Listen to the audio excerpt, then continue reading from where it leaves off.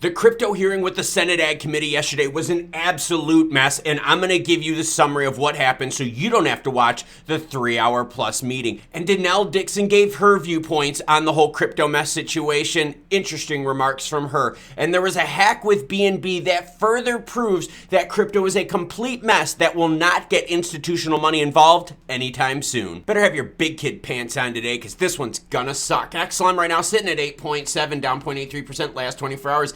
ETH 1279, Bitcoin under 17,000 at 16,970. Crypto is uninvestable, says hedge fund manager. And oh man, as much as I love crypto, he's got some good points. The downfall of FTX has been labeled as a positive in the long run by hedge fund manager Visser, president and CIO of Weiss Multi-Strategy Advisors, because it provided a stark warning to institutional investors to say, hey, get out of crypto, don't get involved, it's way too risky. Visser's view is that the pace at which Web3 companies rise and fall is the real problem, rather than a lack of robust diligence on the own part of investors. What he says is that if you want to make money, you should have gotten in and out of it a long time ago. He cites Uber as an example, a company now trading below its IPO price. And don't worry, we're going to talk about institutional level money not going into crypto. So for those of you out there that want the moonshot, it ain't gonna happen with institutional money in the United States. Attackers pocket 20 million in exploits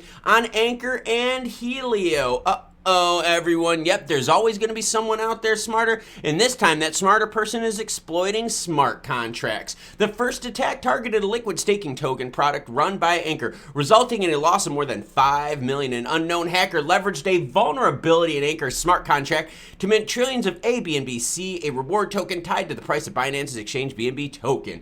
Once they minted those tokens, they sold and drained all of the liquidity across decentralized exchanges on BNB to get away with more than 5 million. Now, the hacker wasn't done just yet. They were also able to borrow 16 million in a Hey stablecoin with a small amount of BNBC as collateral, as the Oracle system used Helio money, failed to update the BNB prices after the crash. So they caused the crash, then exploited the fact that they couldn't keep up with pricing on there. That's a double rear-ending pegging. Oh my God. All right, so what happened? Binance then has to pause withdrawals because what else could they do? And this ties back into the first article. Institutional money is not going to get into crypto as these problems exist. Institutional money says it is way too risky right now because you can lose your money with attacks and exploits. The problem is this stuff is not insured. It's not FDIC insured. A lot of them are internally insured, and oh my, that's a pretty bad business plan because that means you're going to be paying the money if you get hacked, and these hacks are going to continue to happen. Think BNB is one of the best ones out there, and they're getting exploited left and right. Here's the tweet for you because, as always, any article you see in this video will be linked in the description below. From Anchor, a BNB token has been exploited, and we are currently working with exchanges to immediately halt trading. So you got burned if you were in that. And again, there is no protection for you. But now onto the Senate Ag Committee and FTX. If you got a drink early this morning, I totally understand because this next segment is going to be rough. And don't worry, we're going to cover what Denelle Dixon said because she summed it up perfectly in one sentence. So basically what happened here is they said this. They said that right now, crypto is extremely risky. We don't want institutional level money in it. In fact, Stabenow said this. She said, hey, I'm so happy that this FTX contagion stayed within crypto and didn't go over to traditional financial institutions. Now, here's the key, everyone. That means that they don't want it to stay in traditional financial institutions. That was said many times from several different senators out there, that they do not want institutional money involved in crypto. They want to keep them separate so that if there was ever a crash in crypto, the crash would not happen in the traditional financial system. That means for all of you out there that are looking for a big pump with institutional level money, it ain't going to happen because the Senate is going to fight super hard to keep institutional money out of crypto, citing national security issues. Yep, everyone, they said it. And things get even worse because Stabenow and others even suggested a pause in crypto until we get the situation better figured out. Now, what does a pause in crypto mean? means an executive order would come out saying, hey, no more crypto buying or trading until X date, until we get this figured out. That's right, everyone. They threatened the idea of executive action stopping crypto in the United States till they get a better grasp on this problem. And when you start seeing articles like this with exploiters pocketing 20 million with 2 different protocols, that just gives the Senate Ag Committee more firepower to say, hey, we have to stop this. Now, the situation started off way, way worse with this hearing, because the CFTC chair started off his opening statement by saying what happened with FTX was a simple run on money. It was a bank run.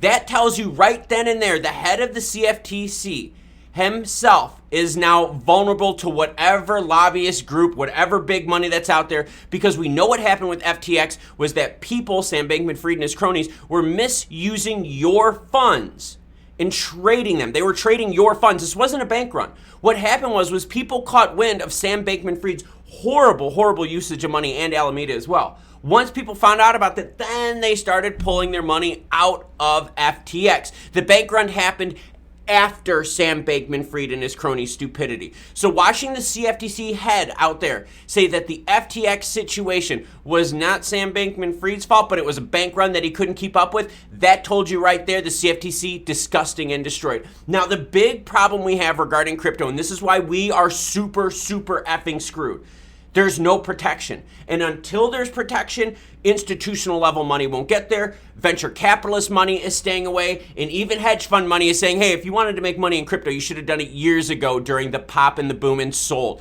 That's why all this money has been pulled out of the crypto market, because no one wants to touch this thing with a 10-foot pole. The scary part is this. It all comes down to one big problem. We need to define what's a security versus what's a commodity. Until that happens, we will not get laws in the United States. You will not be protected. You're going to see exploits like this happen all the damn time. And you're going to see more pressure put on the Senate as well as the House to stop crypto completely in the United States and leave it only for accredited investors. Denelle Dixon did an interview with Yahoo Finance, and she stated probably the best thing ever in regards to how you can summarize the big problem.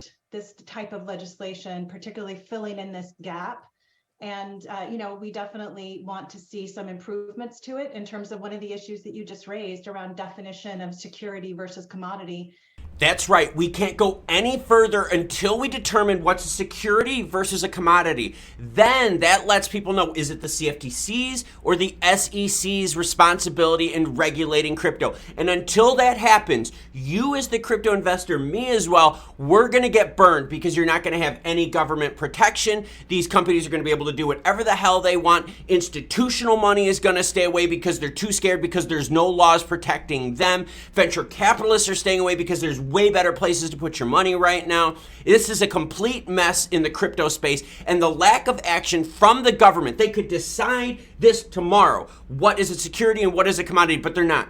They're waiting for the court case with XRP SEC action. Yep, everyone, that's what they're waiting for. That's the tip of the spear right now that is going to determine the rest of crypto. If you were one of the 1,000+ people that joined us on the live stream, thank you. But don't worry, the live stream regarding the hearing, as well as Denelle Dixon's full interview, will be linked in the description below. Full credit to Yahoo Finance for the Denelle Dixon interview. But I'm not being negative. I'm just telling you what we all watched on that Senate hearing committee. They're going to keep screwing the American public, the American investor out there in crypto, by not making any laws or rules in the near term. And the longer we go without any sort of framework of regulation for crypto, the more the crypto market is going to melt down and burn. Institutional level money, they don't want it touching crypto at all. So don't look for a spike of pop in price because of institutional money. Venture capitalists have come out there and said, we don't even want to touch the Solana chain. This crap is too risky. In fact, venture capital money only poured in $800 million, where several months ago they poured in $6 billion a month. That tells you how much venture capital money has moved out. We've also seen the likes of, yes, everyone, hedge funds out there saying, hey, if you wanted to make money in crypto, you should have done it a long time ago. Look at companies like Uber, who now are trading below their IPO. A lot of negativity regarding crypto that all could have been fixed if the government in the United States and governments around the world regulated crypto when this mess first started years and years ago. But they didn't. They're not protecting you, and they're allowing crypto cronies, thieves, and all this this junk, all this money that's gone into the system, all the donations from FTX towards all the Democrats out there, they're allowing all that to cloud the judgment of Congress and the Senate, which means you will get burned because they're not passing any laws to protect you. Thank you very much for watching this 6:23 a.m. rendition of Crypto with Klaus. If you want to learn more and in-depth stuff about crypto, check out this video right here. As news breaks, I'll be sure to share it with you. Thank you and have a great rest of your day.